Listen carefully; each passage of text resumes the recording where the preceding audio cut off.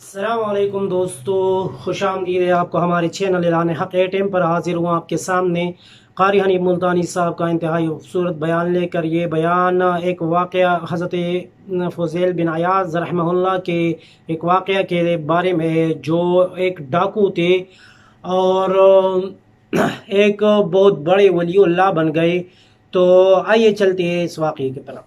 ख्वाजा हसन बसरी रहमतुल्लाह अलैह कोठे पे बैठा हुआ कुरान मजीद की तिलावत कर रहा है। जहन्नुम के अजाब की आयत आ गई। ख्वाजा हसन बसरी इतना रोया, पतनाले में से आंसुओं का पानी नीचे टपकने लगा। एक आदमी जो परनाले के नीचे से गुजरा, उसकी पगड़ी पे चंद टुकड़े, चंद कतरे टपके। उसने कहा, कौन है? शर्म नहीं आती?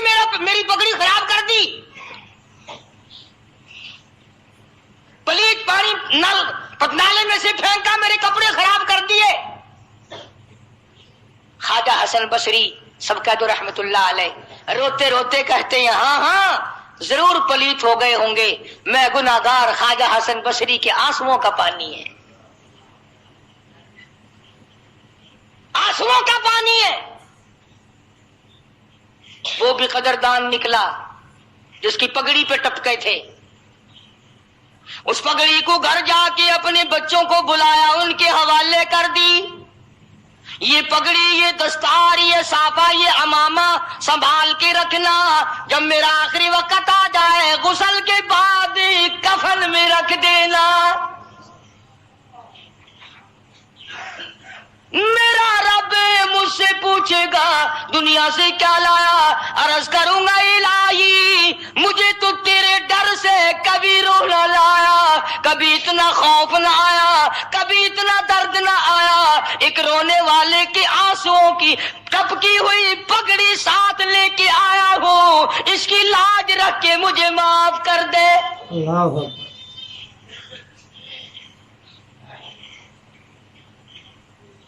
यकीन वालों की बात है, जिसका यकीन जम जाए। आज हमारा कुरान पे यकीन नहीं, मुस्तफा करीम सल्लल्लाहु अलैहि वसल्लम के फरमान पे यकीन नहीं, हदीस पाक पे यकीन नहीं, फिर हम कामयाबी दुनिया और आखिरत में कैसे हासिल कर सकते हैं?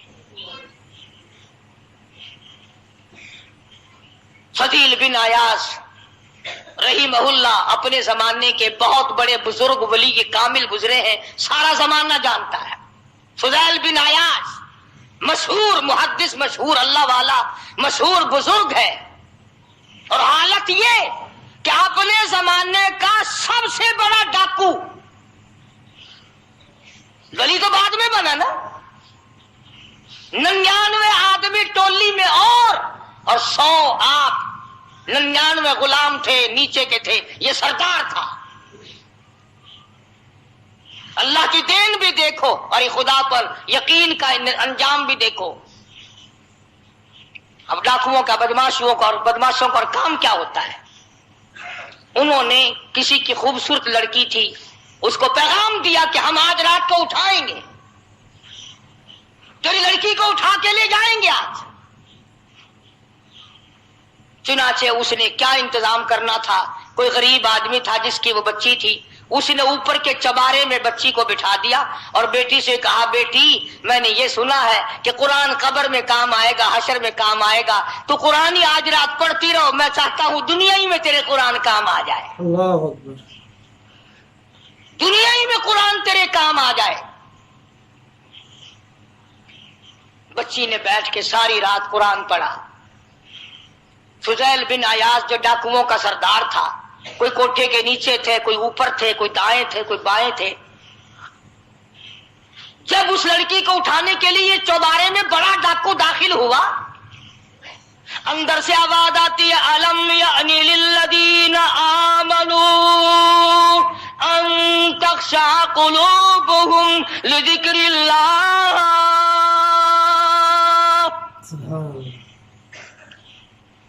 अलम यानी लिल्लदीना आमनू अन तख्शा कुलूबुहुम लिज़िक्रिल्लाह वमा नज़ल मिनल हक़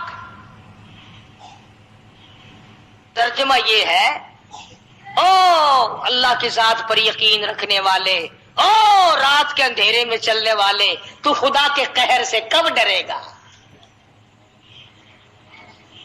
کب مالک کے کائنات کے عذاب سے تیرے دل میں خوف آئے گا؟ اب بھی خوف کھا جا، میرے ذکر سے ڈر جا، میرے نام سے ڈر جا، میرے غضب سے ڈر جا، میرے قہر سے ڈر جا، میں تجھے معاف کر دوں گا۔ کوئی تقریر نہیں، کوئی واعظ نہیں، کوئی نصیحت نہیں، کوئی کس تبلیغ کا پروگرام نہیں۔ بچی نے قرآن کی آیت کو 2-3 مرتبہ دوہرا کے پڑھا۔ فضیل بن عیاض نے قرآن سنا، عرب کا علاقہ تھا، قرآن سمجھتا تھا، بس دیر نہیں لگی، کوٹھے پہ کھڑا کھڑا کہنے لگا اپنا راستہ بدل گیا ہے، جس نے میرے ساتھ آنا وہ میرے ساتھ آئے، جس نے بدماشوں کے ساتھ جانا بدماشوں کے ساتھ جائے، ہم تو آج توبہ کرتے ہیں۔ اور ایک بچی کا خدا کے قرآن پہ یقین ہے تو میں خدا کی ذات پہ یقین نہ کروں؟ اپنے زمانے کا بہت بڑا ولی کامل گزرا ہے، ایک آیت پہ یقین کر لیا، قرآن کی ایک آیت پہ، اور ہمارا ساری آیتوں پہ یقین نہیں، نماز کی آیتوں پہ یقین نہیں، زکوٰۃ کی آیتوں پہ یقین نہیں، رمضان کے روزوں کی آیتوں پہ یقین نہیں۔ ابھی آ رہا نا گرمی کا رمضان، کئی لوگوں کو ابھی سے پھانسی لگ رہی ہے۔ انشاءاللہ بوتلیں مانج کے رکھ لی ہیں کافی سارے لوگوں نے، سارا سال بس سارے مہینے بوتلیں دکھاتے رہیں گے، حاجی صاحب روزہ نہیں، او جی تگڑا نہیں، طبیعت خراب ہے، کب سے؟ بچی چاند نظر آیا نا، چاند نظر آتی طبیعت خراب ہو گئی، اندازہ لا مکری۔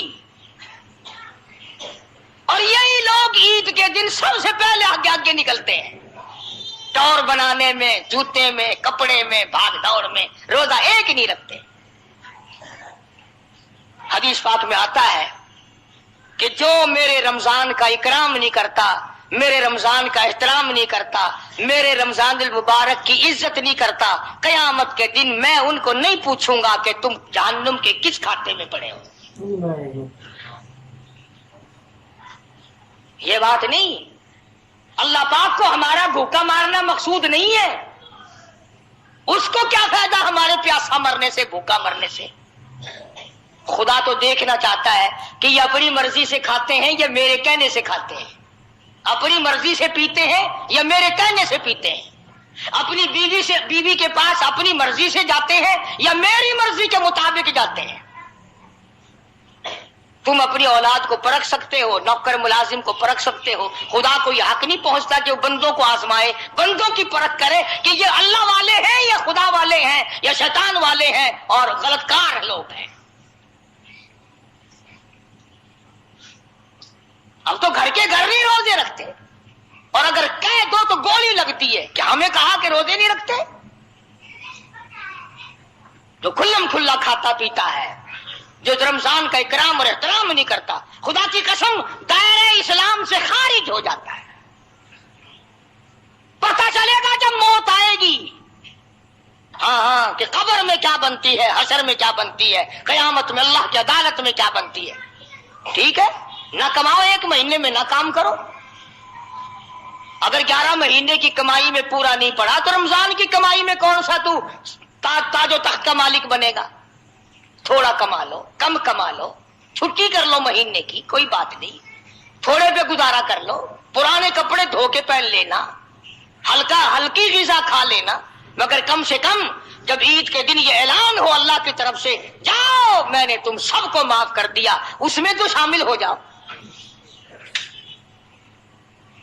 میرا عرض کرنے کا مقصد یہ تھا کہ یہ تینوں صحابی، اندازہ لگاؤ، حضور کے دیوانے، حضور کے پروانے، حضور کے جانثار، حضور کے یار، حضور کے ملنے والے، ایک جنگ میں نہ گئے، سرکار مدینہ صلی اللہ علیہ وسلم نے بولنا تک بند کر دیا۔ تو لوگ نمازوں کی پرواہ نہیں کرتے، روزے کی پرواہ نہیں کرتے، اور کسی کا حق کھا کر کے مر جاتے ہیں، کسی پہ ظلم کر کے مر جاتے ہیں۔ تو یہ ساری کی ساری چیزیں جو ہیں وہ انسانیت کو برباد کرنے والی ہیں، تباہ کرنے والی ہیں، عظیم نقصان پہنچانے والی ہیں۔ اللہ پاک مجھے اور آپ کو عمل کی توفیق عطا فرمائے۔ قرآن نے انہی لوگوں کی تعریف فرمائی۔ دیکھو نا، ہم بازار میں جاتے سودا خریدنے، کارخانوں میں جاتے مال خریدنے، اور صحابہ کے بارے میں قرآن کہتا ہے من یشری نفسہ ابتغاء مرضات اللہ، فرمایا صحابہ وہ تھے جو جان دے کر میری رضا خریدا کرتے تھے، پیسے دے کر نہیں، جان دے کر میری رضا خریدا کرتے تھے۔ پھر خدا نے فرما دیا واللہ رؤوف بالعباد، یہی میرے بندے ہیں، میں ان کا خدا ہوں، یہ میرے صحیح بندے ہیں۔ اور پھر آگے ہم جیسوں کو فرمایا یا ایھا الذین آمنوا ادخلوا فی السلم کافہ، اسلام میں پورے داخل ہو جاؤ، یوں نہیں کہ آدھا تیتر آدھا بٹیر، مسلمان بھی کہلاؤ اور کافروں والے کام بھی کرو، ایسا نہ کرو۔ ادخلوا فی السلم کافہ، اسلام میں پورے داخل ہو جاؤ۔ ولا تتبعوا خطوات الشیطان، شیطان کی پیروی نہ کرو۔ انہ لکم عدو مبین، وہ تمہارا کھلم کھلا دشمن ہے، سراسر دشمن ہے، صریحاً دشمن ہے، اس کی نہ مانو، میم کالی کملی والے کی مانو۔ فَإِن زَلَلْتُم مِّن بَعْدِ مَا جَاءَتْكُمُ الْبَيِّنَاتُ فَاعْلَمُوا أَنَّ اللَّهَ عَزِيزٌ حَكِيمٌ۔ قرآن کے آ جانے کے بعد بھی اپنے آپ کو پھسلانا نہیں، اپنے آپ کو تباہ نہیں کرنا۔ اللہ عمل کی توفیق عطا فرمائے۔ وآخر دعوانا ان الحمدللہ رب العالمین۔ امید کرتے ہیں آپ نے قاری حنیف ملتانی رحمہ اللہ کا یہ بیان پورا سن لیا ہوگا اور بیان آپ کو پسند آیا ہوگا، اور یہ پتہ چل گیا ہو کہ قرآن کی ایک آیت سن کر ایک بہت ہی مشہور ڈاکو کس طرح ایک مشہور ولی اللہ بن گیا۔ تو جو لوگ قاری حنیف ملتانی رحمہ اللہ کے بیانات سننے کے شوقین ہیں اور قاری حنیف ملتانی صاحب کے بیانات سننا چاہتے ہیں اور ہمارے چینل اعلان حق ٹائم پر نئے ہیں، ان سے گزارش ہے کہ چینل کو سبسکرائب کر دے، ویڈیو کو شیئر کر دے اور قاری صاحب کے مغفرت اور بلند درجات کے لیے لازمی دعا کرے۔ شکریہ۔